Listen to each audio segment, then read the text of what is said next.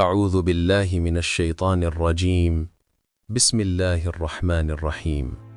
انسان ہمیشہ مستقبل کے بارے میں سوال کرتا ہے، لیکن حقیقی بصیرت تب ملتی ہے جب ہم ماضی کے ان واقعات پر نظر ڈالیں جنہیں قرآن مجید نے ہمیشہ کے لیے محفوظ کر دیا۔ انہی واقعات میں سے ایک قوم لوط علیہ السلام کی داستان ہے، ایک ایسی قوم جو خوشحال، طاقتور اور بظاہر مہذب تھی، لیکن اخلاقی زوال نے انہیں تباہی کی راہ پر ڈال دیا۔ یہ قوم اپنی نعمتوں پر فخر کرتی تھی، شہر آباد، بازار روشن اور تجارت مضبوط تھی، مگر انسان جب اپنی خواہشات کو دین اور اخلاق پر ترجیح دیتا ہے تو بربادی قریب ہوتی ہے۔ قوم لوط علیہ السلام بھی اسی زوال کا شکار ہوئی۔ وہ اپنی سرکشی، نافرمانی اور فطرت کے خلاف جرائم میں حد سے آگے بڑھ گئے۔ رسول کی نصیحتیں ان پر اثر کرنے کے بجائے مذاق بن گئی تھیں۔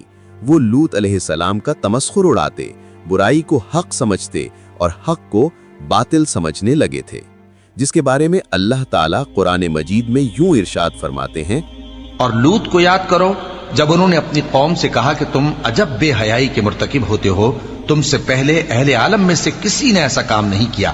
کیا تم مردوں کی طرف مائل ہوتے اور راہزنی کرتے ہو اور اپنی مجلسوں میں ناپسندیدہ کام کرتے ہو؟ لوط علیہ السلام نے قوم کو بارہا نصیحت کی، انہیں عذاب سے خبردار کیا اور بتایا کہ اللہ کی گرفت سخت ہے، لیکن قوم کا جواب گستاخانہ تھا۔ تو ان کی قوم کے لوگ جواب میں بولے تو یہ بولے کہ اگر تم سچے ہو تو ہم پر عذاب لے آؤ۔ یہ وہ لمحہ تھا جب ایک قوم کا ضمیر مردہ ہو چکا تھا۔ حضرت لوط نے دل کی گہرائیوں سے اللہ سے دعا کی۔ لوط نے کہا کہ اے میرے پروردگار، ان مفسد لوگوں کے مقابلے میں مجھے نصرت عنایت فرما۔ فیصلہ الہی قریب آ گیا۔ اللہ نے انسانی شکل میں دو فرشتے حضرت لوط علیہ السلام کے پاس بھیجے۔ قرآن بیان کرتا ہے، اور جب ہمارے فرشتے لوط کے پاس آئے تو وہ ان کے آنے سے غمناک اور تنگ دل ہوئے اور کہنے لگے کہ آج کا دن بڑی مشکل کا دن ہے۔ قوم کو خبر ہو گئی کہ مہمان آئے ہیں۔ بدنیتی اور گستاخی کے ساتھ وہ لوط علیہ السلام کے گھر کے ارد گرد اکٹھا ہو گئے۔ لوط علیہ السلام نے ان سے کہا، لوط نے کہا کہ یہ میرے مہمان ہیں، کہیں ان کے بارے میں مجھے رسوا نہ کرنا اور اللہ سے ڈرو اور میری بے آبروئی نہ کرو۔ مگر وہ لوگ باز نہ آئے۔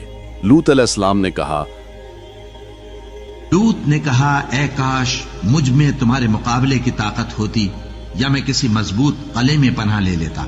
فرشتوں نے کہا اے لوط، ہم تمہارے پروردگار کے فرشتے ہیں، یہ لوگ ہرگز تم تک نہیں پہنچ سکیں گے۔ فرشتوں نے لوط علیہ السلام کو حتمی فیصلہ بتایا۔ تو انہوں نے کہا کہ تم تو ناآشنا سے لوگ ہو۔ وہ بولے کہ نہیں، بلکہ ہم آپ کے پاس وہ چیز لے کر آئے ہیں جس میں لوگ شک کرتے تھے، اور ہم آپ کے پاس یقینی بات لے کر آئے ہیں اور ہم سچ کہتے ہیں۔ تو آپ کچھ رات رہے سے اپنے گھر والوں کو لے نکلیں اور خود ان کے پیچھے چلیں، اور آپ میں سے کوئی شخص پیچھے مڑ کر نہ دیکھے، اور جہاں آپ کو حکم ہو وہاں چلے جائیے۔ اور ہم نے لوط کی طرف وحی بھیجی کہ ان لوگوں کی جڑ صبح ہوتے ہوتے کاٹ دی جائے گی۔ صبح ہوتے ہی اللہ کا عذاب نازل ہوا۔ ایک خوفناک زلزلہ اور چیخ نے بستی کو لپیٹ میں لے لیا۔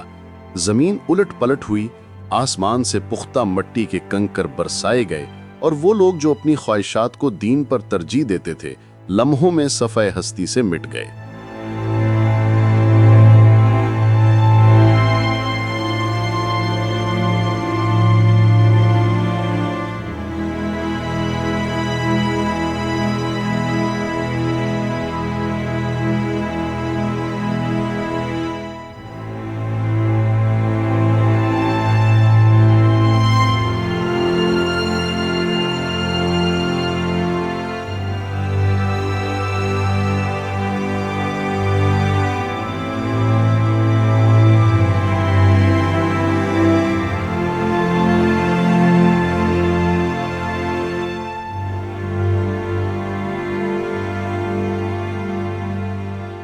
ماہرین آثار قدیمہ بتاتے ہیں کہ سدوم اور امورہ ایک بڑے فالٹ لائن پر آباد تھے۔ شدید زلزلے، قدرتی گیس کے دھماکے، آگ اور لاوے نے بستی کو زمین میں دھنسا دیا۔ یہی خطہ آج بحیرہ مردار یا ڈیڈ سی کہلاتا ہے، دنیا کی سب سے نچلی خشکی جہاں نمک کی مقدار اتنی زیادہ ہے کہ کوئی جاندار زندہ نہیں رہ سکتا، سطح زمین سے تقریباً 430 میٹر نیچے۔ تاریخی شواہد بتاتے ہیں کہ لاوا کی تہیں، سلفر کے گولے اور پگھلی ہوئی مٹی اس تباہی کی حقیقی دلیل ہیں۔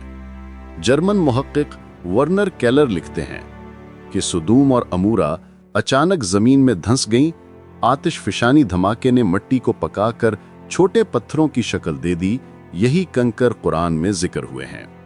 اسلامی مورخین جیسے تبری، قرطبی اور ابن کثیر نے لکھا ہے کہ قوم لوط اخلاقی انحطاط میں ڈوب گئی تھی، مسافروں کو تنگ کرتی، ظلم کرتی اور فخر سے گناہ کرتی تھی۔